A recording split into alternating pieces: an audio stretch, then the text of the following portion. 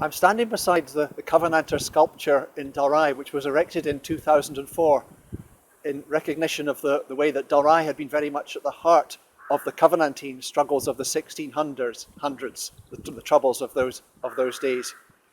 Perhaps to give you a little bit of background about what the issues that were at stake. At the time of the Reformation, Scotland decided to change their church government form and have a Presbyterian system with kirk sessions and elders in congregations who are with a member of an elder and a minister from each being part of a presbytery in an area. More of a democratic way of church government in a way. And they'd quite well settled into this new way of worship, whereas the Church of England had decided to keep with the Episcopalian system, which was more hierarchical with bishops and archbishops and the like. And when Charles I came to the throne, he decided that he would like to make it simpler by having the same system for the whole of the UK.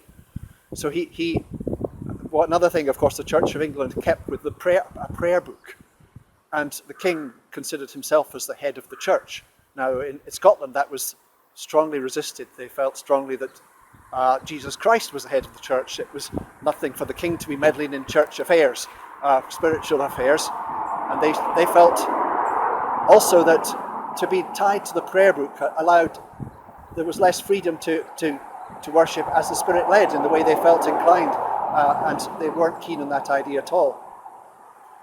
At that time, soon after that, Charles I had his troubles down south with the Civil War and Oliver Cromwell, and the Covenanters were able to carry on, the Scottish Church was able to carry on with the Presbyterian form of worship. But when Charles II came to the throne in 1662, he decided to push on with what his father had been wanting to do, and declared that the Episcopalian system with bishops would be set up in Scotland, with the prayer book and of course with him as the head of the church.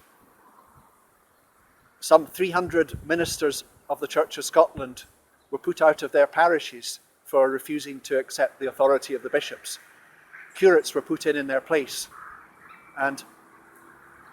but then he was determined not to. The king was determined not to let them get off so lightly. But any people who were not willing to attend worship in churches were between the ages of 16 and 60 were to be fined. If they weren't able to pay the fine, there were other ways of getting back. They were either had soldiers billeted in their houses, eating them out of house and home, or their crops or their animals were taken in payment. Women were often abused by the soldiers in the houses. So there was a lot of anger that developed locally at the way they were unjustly treated. Strong Presbyterians, rather than paying the fine, disappeared off into the countryside and took up found hideaways in the country, so to avoid paying the fine. But of course, their families often still suffered.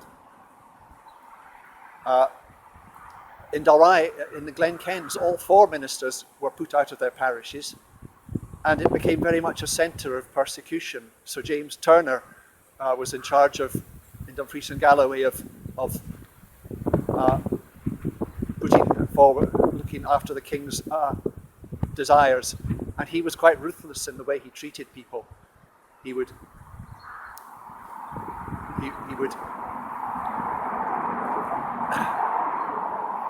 exact more fines than were actually legally allowed and keep something for himself. His men also feathered their own nests in the process at the expense of the local people.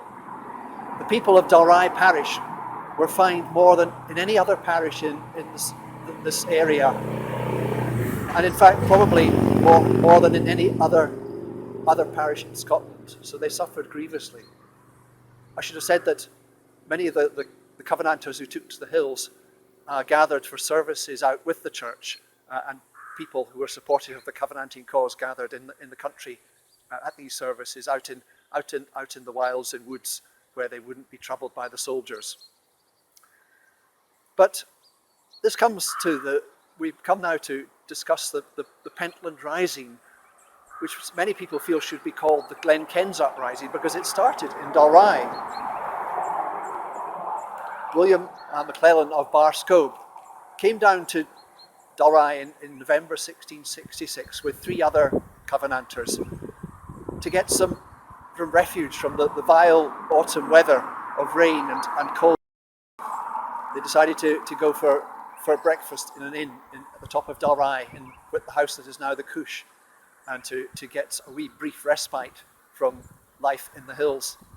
And it was while they were there that they heard that a local man, Greer, who had not paid his fine, had been caught and was being tortured to try and get information from him on other Covenanters and where they were hiding. The soldiers were heating a gridiron to hold him over and try and get information from him. When McClellan and the other 3 Covenanters heard this, they came out to protest and ask the soldiers what they were doing, and they objected that they had no right to meddle in the king's business. But anyway, a bit of a scuffle came as they tried to protect Greer, and in the process, one of the Covenanters took out his pistol, which was loaded with pieces of clay tobacco pipe, and shot one of them in the leg, wounding him there. They realized that having shot a government soldier, their lives were probably forfeit, and they decided to go down fighting to gather a rebellion against the injustices that were meting out of the area. They managed to gather some folk and they marched on Dumfries. Just over a day later, they arrived in the early hours to surprise Sir James Turner in his bedclothes. He was actually most of his soldiers were actually out in the surrounding area, so there were actually a limited number of people actually in Dumfries at his headquarters. And he realised that he was in quite a vulnerable position. He wasn't actually feeling very well. He'd got up earlier and then gone back to bed. But anyway, they kidnapped him and decided to take him off as they gathered support around the country. They came back through Glencairn into Dalry. The following night, they were going to spend the night here at Dalry before heading up into Ayrshire, and so they were going to give him a bed at Waterside across the river. But then they heard warnings of possible troops coming up fast on Dalry, so they decided they were better to head north. So about 11 o'clock at night, they headed up through a nasty, wet, windy night towards Carsfairn. A couple of nights there, and then they headed on up to Ayrshire, and then about a fortnight later they arrived just outside Edinburgh at the Pentlands at Rully and Green, where the Covenanter army of some 800, many of them not even with proper weapons, with scythes and sickles and things that were no real match for the government soldiers. They put up a brave resistance, but after marching through for several weeks in awful weather with very limited food, they were understandably not in a great condition anyway, and very quickly the soldiers battered. Many were left dead, many were later captured. Hence ended the Glencairn's uprising, or perhaps better known, the Pentland Rising.